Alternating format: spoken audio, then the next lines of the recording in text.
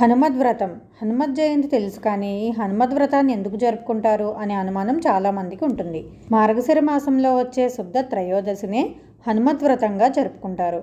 ఇది ఎందుకనేది ఇప్పుడు తెలుసుకుందాం. సీతాన్వేషణలో భాగంగా హనుమంతుల వారు కష్టసాధ్యం అనుకున్న సముద్ర లంఘనాన్ని అవలీలగా చేసి అనేక అడ్డంకులను దాటుకుని లంకకు చేరుకున్నారు. అయినప్పటికీ లంకలో సీతమ్మ వారు కనిపించలేదు. అలా ఎంతో కష్టపడి లంక అంతా వెతికిన తర్వాత చివరికి ఆవిడను అశోక వాటికలో కనుగొన్నారు. ఇలా సీతమ్మ వారిని కనుగొన్న రోజే మార్గశిర శుద్ధ త్రయోదశి. మార్గశీర్షే త్రయోదశ్యాం శుక్లాయాం జనకాత్మజ దృష్ట్యా దేవి జగన్మాత మహావీరేణ ధీమత. ఈ శ్లోకాన్ని అనుసరించి మార్గశిర శుద్ధ త్రయోదశి రోజు హనుమంతుల వారు సీతమ్మను కనుగొన్నారని మనకు తెలుస్తుంది. అందుకే ఆ రోజు హనుమంతుణ్ణి పూజిస్తే సర్వదుఖాలు తొలగిపోయి శుభాలు చేకూరుతాయని సీతమ్మ వారు వరమిచ్చారు. ఈ రోజునే మనం హనుమద్వ్రతంగా జరుపుకుంటాం.